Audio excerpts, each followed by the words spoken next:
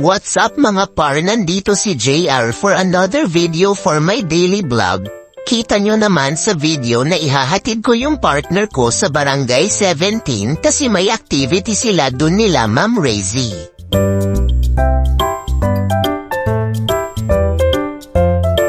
At yun, nakarating na kami sa daanan papunta sa barangay hall na wala pa kami kanina, sa kapahanap san ba ang barangay hall, nasa iskina pala yung daanan niya.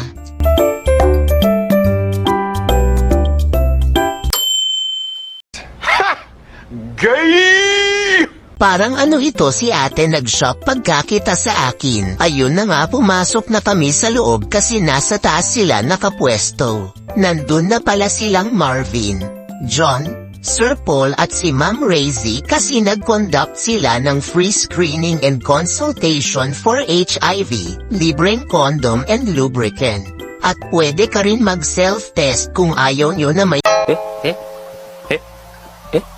ibang malalaman ng status mo. Kung gusto nyo naman test, ito ay free of charge, wala kang babayaran. Ang kanilang clinic ay nasa City Health. Magtanong lang sa nearest information booth asan ang social hygiene clinic at kaagad kanila ituturo san banda. It's about time to get tested and know your status. Stop HIV, stop the stigma. Pagkatapos na iyon ay uuwi na ako kasi may gagawin pa ako sa bahay.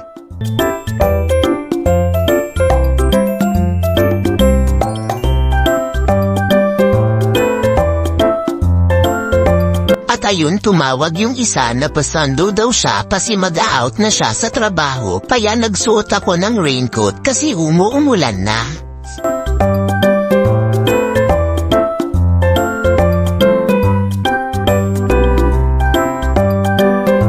At yun, nakarating na ako. Binuksan ko na ang top box ko at kinuha ko na ang helmet pati rin raincoat niya, tapos papasok na ako sa clinic. At nagsuot na siya ng raincoat.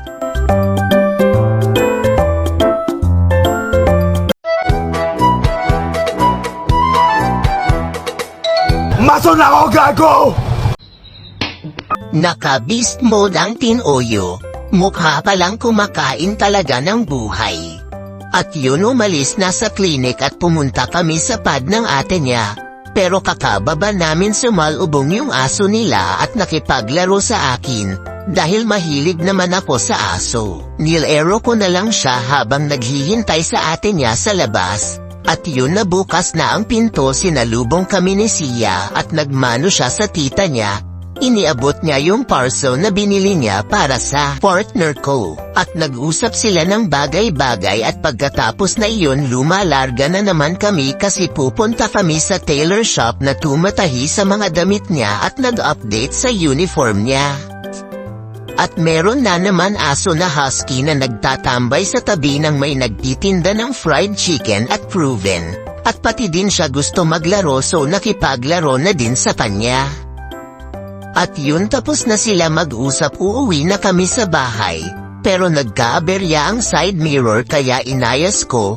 At dyan natatapos ang video. Salamat po sa panunood, sa susunod naman po, paalam.